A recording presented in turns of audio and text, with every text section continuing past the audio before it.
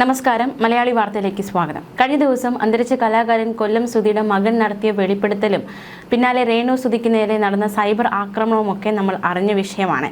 ഈ സംഭവവുമായി ബന്ധപ്പെട്ടുള്ള കൂടുതൽ വിവരങ്ങൾ കൂടി പുറത്തേക്ക് വരികയാണ്.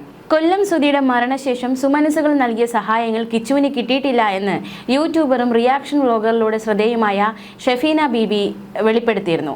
സുധിയുടെ പേരിൽ പിരിഞ്ഞു കിട്ടിയ കാശ് ഫിറോസിന്റെ രേണുവിന്റെ പോക്കറ്റിലേക്കാണ് പോയതെന്നും ഷെഫീന ആരോപിച്ചിരുന്നു. കിച്ചുവിനെ രേണു ഗുണ്ടകളെ വെച്ച് ടാർഗറ്റ് ചെയ്യുന്നുണ്ട് എന്നും അവർ വെളിപ്പെടുത്തൽ നടത്തി. കിച്ചുവിന്റെ വെളിപ്പെടുത്തൽ വൈറലായ ശേഷം സുധിയുടെ കുടുംബത്തിന് വീട് വെച്ച് നൽകിയ KHDEC സന്നദ്ധ സംഘടനയ്ക്ക് നേതൃത്വം നൽകുന്ന ഫിറോസ് രേണുവിനെതിരെ രംഗത്ത് വന്നിരുന്നു.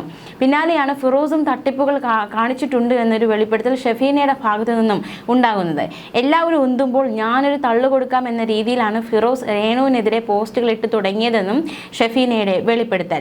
സുധിയുടെ കുടുംബത്തിന് വീട് പണിത പേരിൽ ഫിറോസ് കുറെ കാശ് അടിച്ചു മാറ്റിയിട്ടുണ്ട്. ആ വീടിന്റെ പണികൾ കൃത്യമായിട്ടല്ല ചെയ്തത് എന്ന് സ്ഥലം കൊടുത്ത ബിഷപ്പും പറയുന്നുണ്ട്. ഇപ്പോൾ നടക്കുന്ന വിഷയങ്ങൾ രേണു കൈകാര്യം ചെയ്യേണ്ട ഒരു രീതി ഉണ്ടായിരുന്നു.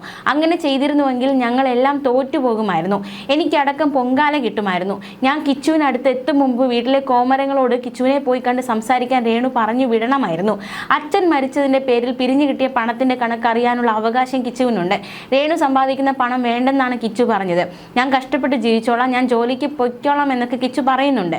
എന്നാൽ സുധിയുടെ ചേട്ടന്റെ കുടുംബം കിച്ചുവിനെ ജോലിക്ക് വിടാൻ തയ്യാറല്ല. അവൻ പഠനം പൂർത്തിയാക്കണം എന്നാണ് അവരുടെ ആഗ്രഹം. അത് ഞാനും അങ്ങനെ തന്നെയാണ് പറയുന്നത്. ഡിഗ്രിയും PGയും കഴിഞ്ഞ ശേഷം മാത്രമേ കിച്ചു തൊഴിൽ അന്വേഷിച്ചിറങ്ങാവൂ. എന്നെ ഒരു കൺസ്ട്രക്ഷൻ കമ്പനിക്കാരൻ വിളിച്ച് സൂപ്പർവൈസറായി കിച്ചുവിന് ജോലി കൊടുക്കാൻ തയ്യാറാണെന്ന് അറിയിച്ചിരുന്നു. അവന് താല്പര്യമുണ്ടെങ്കിൽ അതും ശരിയാക്കി കൊടുക്കാൻ പറ്റും. അതിൽ പ്രശ്നങ്ങളൊന്നുമില്ല. പിന്നെ അവൻ്റെ ഗൂഗിൾ പേ നമ്പർ ഞാൻ പരസ്യമായി പോസ്റ്റ് ചെയ്തത് കിച്ചു പറഞ്ഞിട്ടല്ല. പലരും അവനെ സഹായിക്കാൻ താല്പര്യം പ്രകടിപ്പിച്ചെത്തിയിരുന്നു. പക്ഷേ ആ പണം തൻ്റെ അക്കൗണ്ടിലേക്ക് വാങ്ങാൻ താല്പര്യമില്ല. അതുകൊണ്ടാണ് താൻ കിച്ചുവിൻ്റെ നമ്പറിലേക്ക് അയച്ചോളാൻ പറഞ്ഞിട്ട് GPay നമ്പർ കൊടുത്തത്. എന്നാൽ അത്തരത്തിൽ പണം സ്വീകരിക്കാൻ അവന് താല്പര്യമില്ലെന്ന് പറഞ്ഞതുകൊണ്ട് ഞാനത് ഡിലീറ്റ് ചെയ്തു. സുധിയെ സ്നേഹിക്കുന്നവർ കൊടുത്ത പണം കൊണ്ട് സുഖിച്ച് ജീവിക്കുന്നവർ ഫിറോസും രേണുവുമാണ്. കുട്ടികൾക്ക് വേണ്ടി പിരിച്ച പണത്തിന്റെ നല്ലൊരു ശതമാനം ഫിറോസ് കൊണ്ടുപോയി. അതിനേക്കാൾ വലിയൊരു തുക രേണുവിന്റെ കയ്യിലുണ്ട്. വളരെ ചെറിയ തുകകൾ മാത്രമാണ് രേണു കിച്ചുവിന് കൊടുക്കുന്നത്. സുധിയുടെ പേരിൽ പണം പിരിച്ചെടുത്തത് കിച്ചുവിന്റെ ഭാവിക്ക് കൂടി വേണ്ടിയാണ്. അത് അവൻ അവകാശപ്പെട്ടതാണ്. അതിനാൽ ആ വീടിന്റെ വാടകയായി ഒരു തുക രേണു കിച്ചുവിന് കൊടുക്കണം. ഗ്ലൂട്ടാത്തിയോൺ കുത്തിവെക്കാനല്ല, പഠന ചെലവ് വഹിക്കാനാണ് കിച്ചുവിന് പണം ആവശ്യം. ഗുണ്ടകളെ വെച്ച് രേണു കിച്ചുവിനെ ടാർഗറ്റ് ചെയ്യുകയാണെന്നും ഷെഫീന ആരോപിച്ചു.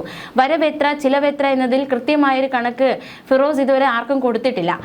വൃത്തികെട്ട ചാറ്റുകൾ രേണുവുമായി ഫിറോസ് നടത്തിയോ എന്നത് അറിയില്ല. വീണ്ടും വിവാഹം കഴിക്കുകയാണെങ്കിൽ വീട് ഒഴിഞ്ഞു കൊടുക്കണമെന്നാണ് ഫിറോസ് പറഞ്ഞതെന്നും ഷെഫീനയുടെ വെളിപ്പെടുത്തൽ.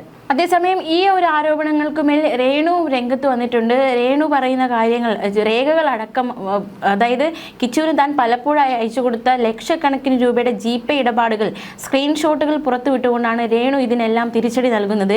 2 ദിവസം മുൻപ് വരെ കിച്ചു പണം ആവശ്യപ്പെട്ട് തന്നെ വിളിച്ചിരുന്നുവെന്നും എന്നിട്ടും എന്തിനാണ് തനിക്കെതിരെ വീഡിയോ ചെയ്തതെന്ന് മനസ്സിലാകുന്നില്ല എന്നുമാണ് രേണു വ്യക്തമാക്കുന്നത്. തൻ്റെ സുഹൃത്തുക്കൾക്കൊപ്പമുള്ള വീഡിയോയിലൂടെയാണ് രേണു ഈ രേഖകൾ വെളിപ്പെടുത്തിയത്. ആരോപണങ്ങൾ ഇങ്ങനെയാണ്. സാമ്പത്തിക ഇടപാടുകൾ, കിച്ചുവിന് പണം നൽകിയതിൻ്റെ കൃത്യമായ രേഖകൾ തൻ്റെ കൈവശമുണ്ടെന്നും ഇനിയും വായ തുറന്നാൽ പലരും നാറുമെന്നുമായിരുന്നു രേണുവിൻ്റെ മുന്നറിയിപ്പ്.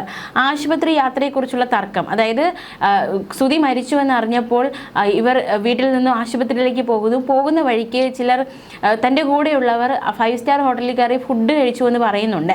അപ്പോൾ അത് ആരൊക്കെയാണ് എന്നതിൽ ഒരു കൃത്യതയില്ല. അത് രേണു ഉൾപ്പെട്ടിട്ടുണ്ട് എന്നതടക്കമുള്ള ഒരു പ്രചാരണം, വ്യാഖ്യാനമുണ്ടായി.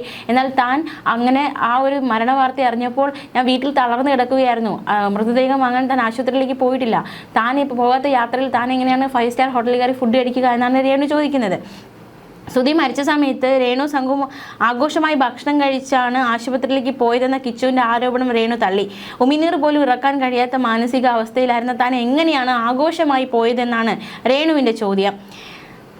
വരും ദിവസങ്ങളിൽ കിച്ചുവിനെതിരെ കൂടുതൽ ഞെട്ടിക്കുന്ന വെളിപ്പെടുത്തൽ ഉണ്ടാകുമെന്ന സൂചനയും രേണു നൽകുന്നുണ്ട്. എന്തായാലും കിച്ചുവിന് പണം അയച്ചു കൊടുത്തതിൻ്റെ സ്ക്രീൻഷോട്ടുകൾ അടക്കം പങ്കുവച്ചുകൊണ്ടാണ് ഈ ആരോപണങ്ങൾക്ക് രേണു മറുപടി നൽകിയിരിക്കുന്നത്. മാധ്യമങ്ങളിൽ തനിക്കെതിരെ ഉയരുന്ന ആരോപണങ്ങളിൽ കൃത്യമായ മറുപടി രേണു നൽകുന്നുണ്ട്. സുധിയുടെ മൃതദേഹം കൊണ്ടുവരാൻ താൻ പോയിട്ടില്ല. മരണ വാർത്ത അറിഞ്ഞ നിമിഷം വീട്ടിൽ തളർന്ന് കിടക്കുകയായിരുന്നു. എൻ്റെ മനുഷ്യരെ, നിങ്ങൾ എന്തൊക്കെയാണ് ഈ പറയുന്നത്? സുധിച്ചേട്ടൻ മരിച്ചു കിടന്നപ്പോൾ ഞാൻ 5 സ്റ്റാർ ഹോട്ടലിൽ പോയി കഴിച്ചെന്നോ? നിങ്ങൾക്ക് നാണമാകുന്നില്ലേ? നിങ്ങൾ എന്തൊക്കെയാണ് ഈ പറയുന്നത്? സുധിച്ചേട്ടൻ മരിച്ച് അടക്കുന്നത് വരെ ഒന്നും കഴിച്ചിട്ടില്ല. കിച്ചു എന്തോ തന്നപ്പോഴാണ് ഞാൻ കുറച്ച് വെള്ളം ഇറക്കുന്നത്. അന്നത്തെ ദിവസം പച്ചവെള്ളം കുടിച്ചിട്ടില്ല. സുധിച്ചേട്ടൻ്റെ മൃതശരീരം കൊണ്ടുവരാൻ പോയിട്ടില്ല. ചേട്ടൻ മരിച്ചു പിറ്റേ ദിവസമാണ് അദ്ദേഹത്തെ കാണുന്നത്. അറിയാത്ത കാര്യങ്ങൾ സംസാരിക്കരുത്. ഞാൻ അവിടെ തളർന്നു കിടക്കുകയായിരുന്നു. നിങ്ങൾ എന്തിനാണ് കള്ളത്തരം പറയുന്നത്? ചേട്ടൻ്റെ മൃതശരീരം കൊണ്ടുവരാൻ ഞാൻ പോയിട്ടില്ല. എന്ത് കാര്യമായാലും സത്യം അറിഞ്ഞിട്ട് സംസാരിക്കൂ. ഈ പ്രശ്നങ്ങൾക്കെല്ലാം മൂലകാരണം എന്താണെന്ന് ചിന്തിച്ചു. അപ്പോഴാണ് ഒരു വീഡിയോ കണ്ടത്. നിരവധി പെൺകുട്ടികളെ ആൺകുട്ടികളെ തകർക്കുന്ന ഒരു സ്ത്രീ, പ്രത്യേകിച്ച് എന്നെ ലക്ഷ്യം കരുവാക്കുന്ന സ്ത്രീ. നിങ്ങളിൽ പലരും അത് കണ്ടു കാണും. അത് കണ്ടപ്പോൾ എനിക്ക് ഏകദേശമൊക്കെ മനസ്സിലായി. മാനിപ്പുലേറ്റിംഗ് എല്ലാം നടന്നിട്ടുണ്ട്. എനിക്കൊന്നും പറയാനില്ല. എനിക്ക് ആരോടും പിണക്കവും പരിഭവങ്ങളുമില്ല. ഞാൻ എല്ലാം ഒന്നും പറഞ്ഞിട്ടില്ല. ഞാൻ പറയാൻ തുടങ്ങിക്കഴിഞ്ഞാൽ ഇത് ഇവിടെ ഒന്നും തീരത്തില്ല. അറിയുന്നവർക്കറിയാം. ഞാനും ഒരുപാട് അനുഭവിച്ചിട്ട് തന്നെയാണ് ഇപ്പോൾ ഇവിടെ നിൽക്കുന്നത്. ചേട്ടൻ ഉള്ളപ്പോഴും ഇല്ലാത്ത സമയത്തും എല്ലാവർക്കും എൻ്റെ കുറ്റം കാണാനാണ് നേരം. അന്ന് എനിക്ക് 24 വയസ്സ്. അന്ന് 11 വയസ്സുള്ള കുട്ടിയുടെ അമ്മയായി പൂർണ്ണമായി ഞാൻ മാറിയിരുന്നു. അതാരും ഓർക്കുന്നില്ല. ഇന്ന് വരെ കൈകൊണ്ട് ഉപദ്രവിച്ചിട്ടില്ല. അങ്ങനെ ഉപദ്രവിച്ചവരും ഉണ്ടെന്ന കഥകൾ ചേട്ടൻ്റെ വായിൽ നിന്ന് തന്നെ കേട്ടിട്ടുണ്ട്. ഞാൻ ഇന്നേ വരെ ഒന്നും ചെയ്തിട്ടില്ല. പിന്നെ എന്തിനാണ് എന്നെ കുറ്റപ്പെടുത്തുന്നതെന്ന് എനിക്കറിയില്ല. ഫേസ്ബുക്കിലെ പോസ്റ്റ് കണ്ടപ്പോൾ എനിക്ക് മനസ്സിലായി ആരാണ് എവിടെയാണ് പ്രശ്നം ഉണ്ടാക്കിയതെന്ന്. എന്നെ ഇപ്പോഴും സ്നേഹിക്കുന്ന ഒരുപാട് നല്ല ആളുകളുണ്ടെന്ന് അറിഞ്ഞതിൽ സന്തോഷം. എൻ്റെ ലൈഫിൽ ഒരു പ്രശ്നവും ഉണ്ടായിട്ടില്ല. കഴിഞ്ഞ ദിവസം വരെ കോൺടാക്ട് ചെയ്തു. ആവശ്യമുള്ളത് ഞാൻ കൊടുത്തിട്ടുള്ള അമ്മയാണ് ഞാൻ. പിന്നെ എന്താണ് സംഭവിച്ചതെന്ന് അറിയില്ല. ഞാൻ കൺഫ്യൂസ്ഡ് ആണ്. സുധിച്ചേട്ടൻ വരുന്നതിന് മുമ്പും ശേഷമുള്ള എൻ്റെ ലൈഫ് സ്റ്റോറി പറഞ്ഞു കഴിഞ്ഞാൽ ഇവിടെയൊന്നും തീരില്ല. എന്നെ കൊണ്ട് അതൊന്നും പറയിപ്പിക്കരുത് പ്ലീസ് എന്നായിരുന്നു രേണു സുധി പറഞ്ഞത്. കടുത്ത സൈബർ ആക്രമണമാണ് കിച്ചു സുധി പങ്കുവച്ച വീഡിയോയ്ക്ക് പിന്നാലെ രേണു സുധിക്കെതിരെ ഉണ്ടായത്. സമൂഹ മാധ്യമങ്ങളൊന്നും തുറക്കാൻ പോലും പറ്റുന്നില്ലെന്നും തനിക്കും കുടുംബത്തിനും നേരെ വലിയ ആക്രമണമാണ് സമൂഹ മാധ്യമങ്ങളിൽ നടക്കുന്നതെന്നും രേണു സുധി വെളിപ്പെടുത്തിയിരുന്നു.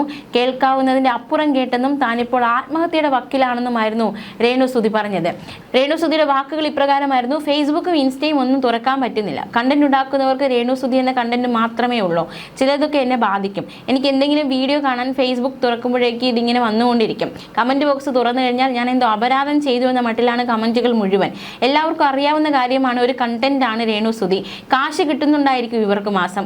ഈ വീഡിയോ ഞാൻ ഇട്ട് കഴിഞ്ഞാലും ആഘോഷിക്കാൻ ആളുകൾ കാണും ഇഷ്ടം പോലെ. അവൾ കള്ളക്കരച്ചിലുമായി ഇറങ്ങി, അവൾ മുതലക്കരച്ചിലുമായിട്ട് ഇറങ്ങി. ഞാനും ഒരു മനുഷ്യനാണ്. എനിക്ക് വേണമെങ്കിൽ ഇപ്പോൾ ആത്മഹത്യ ചെയ്യാം. കാരണം കേൾക്കാവുന്നതിന്റെ അപ്പുറം താൻ കേട്ടു. ചില കാര്യങ്ങൾ എന്നെ പിന്നിലേക്ക് വലിക്കുകയാണ്. ചില കാര്യങ്ങൾ എന്നെ പിടിച്ചു വയ്ക്കുകയാണ് ആത്മഹത്യ ചെയ്യാതിരിക്കാൻ വേണ്ടി.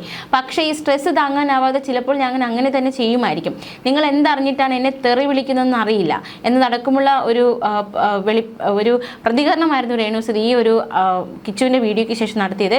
എന്തായാലും ഈ ഒരു സംഭവം അത് വളരെയധികം സോഷ്യൽ മീഡിയയിലൊക്കെ വളരെയധികം ചർച്ചയാവുകയാണ്. ന്യൂസ് ഡെസ്ക് മലയാളി വാർത്ത.